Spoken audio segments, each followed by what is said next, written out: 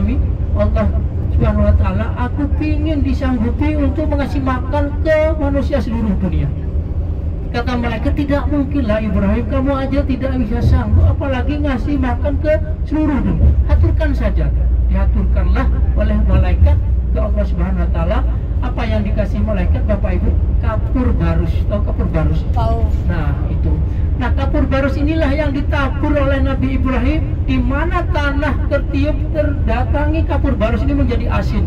Salah satu lautan itu ada sedekah dari Nabi Ibrahim alaihissalam. Makanya setiap laut itu asin semua.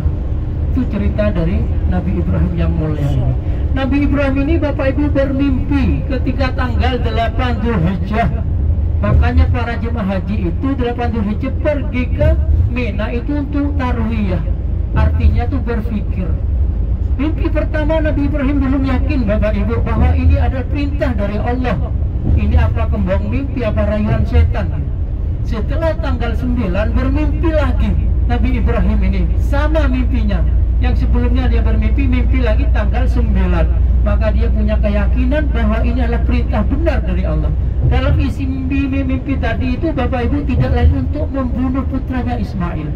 Bayangkan Bapak Ibu, 90 tahun berkeluarga dengan Siti Sarah tidak mempunyai keturunan.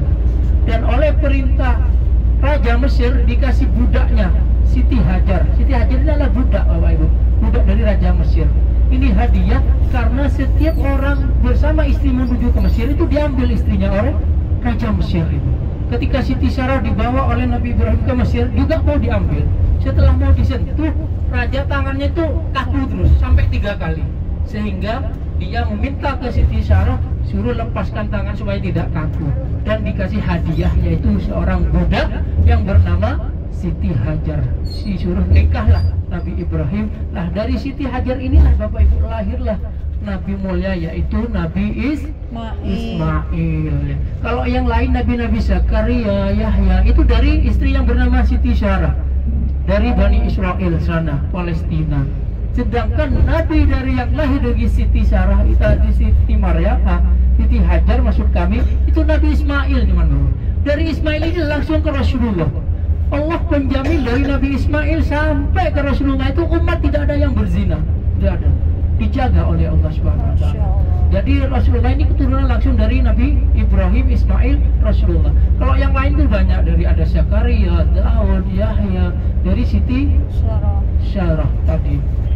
Nah mimpi yang ke-9 tadi itu Bapak Ibu tanggal 9 Dzulhijjah Nabi Ibrahim diutus untuk membunuh anaknya. Bayangkan Bapak Ibu bahwa Islam itu menghidupkan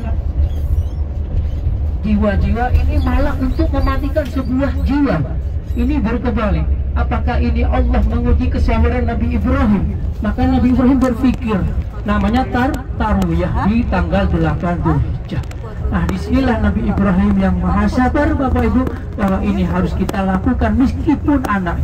Jadi Allah tuh menguji untuk kepemilikannya, rasa cintanya kepada dunia dan anaknya.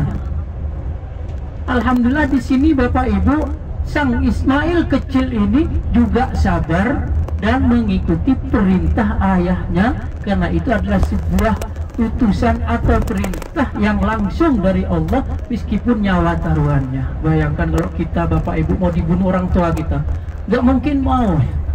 Di sini menguji Allah Subhanahu wa ta'ala atas kesabaran Nabi Ibrahim dan atas kepemilikannya dalam hatinya supaya dilepaskan. Karena semua yang ada ini adalah hak milik Allah semata. Maka disitulah Bapak Ibu dinamakan hari Arafah, artinya mengenal dan memahami Arafah ya'rifuh. Di tanggal 9 Dzulhijjah. Ini adalah salah satu peristiwa kenabian yang pertama. Peristiwa yang kedua kenabian Bapak Ibu, di mana pertemuan Nabi Allah Adam dan Bunda Hawa dipertemukan kembali oleh Allah Subhanahu wa ta'ala di Jabal Rahmah. Ya, sekian ratus tahun dipisah dari surga dan dipertemukan kembali di Jabal Rahmah. Makanya dikasih nama Jabal Rahmah, artinya gunung kasih sayang. Nah, nanti berdoa di situ. Terutama bagi ibu-ibu saya pesan, Bu, ya, kalau bapaknya berdoa, Pak harus dikerasin gitu. Jangan langsung ngamini terus, Bu. Nanti nyampe di Sidoarjo bapaknya nikah lagi, loh ibu kan yang ngamini di Jalan Ramai. Ini bahaya ini nanti Bapak Ibu. Jadi bapaknya kalau berdoa Pak kerasin. Jadi kalau melanggar yang tidak sesuai dengan keinginan ibu jangan diamini. Kalau bapak maksa, ibu juga berdoa lagi. Nanti oleh Allah dikirim ke atas aras dan perang doa bapak ibu. Gimana yang lebih kuat doanya dikabulkan oleh Allah Subhanahu Wa Taala. Ya mudah-mudahan kita dikasih pasangan saling yang mencintai sampai nanti meninggal husnul khotimah masuk bersama-sama orang yang dicintai. Ya kita nanti itu bapak ibu dikumpulkan kepada orang yang saling mencintai. Ya, ibu cinta bapak nanti dikumpulkan oleh Allah Subhanahu Wa Taala. Terutama ke cintanya ke baginda Rasulullah Shallallahu Alaihi Wasallam.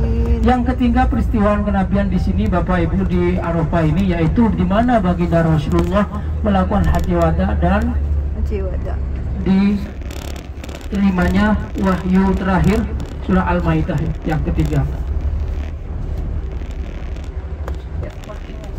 Kurang betul surat Al-Maidah. Nasir, coba.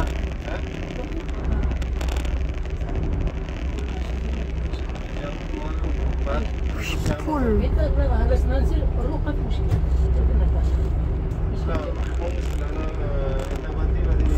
Itu coba lama. Nasir itu garip. Mau ketemu Nasir kayaknya Pak Ustaz. Jadi kita dulu lagi. Oleh masih ketemu Nazar. Inilah bapak ibu kanan kiri kita yang tempatnya para jemaah haji di tanggal 9 Dzulhijjah. Semua wukuf di padang Arafah ini. Bagi orang yang melakukan haji tidak wukuf di Arafah maka hajinya tidaklah. Nanti ini ada tenda-tendanya. Karena inti haji ini bapak ibu adalah Arafah. Kata Rasulullah SAW, al-hajju Arafah. Haji itu Arafah. Tidak ada alasan apapun meskipun orang yang sakit separah apapun secara fisik harus berada di Arafah. Maka di sini dibuatlah sebuah rumah sakit atau mustasfa Jabal Rahmah.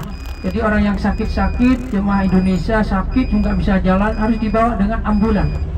Harus pada tanggal 9 Dzulhijjah itu fisiknya berada di Arafah mulai tanggal 9 di waktu zuhur sampai menjelang maghrib.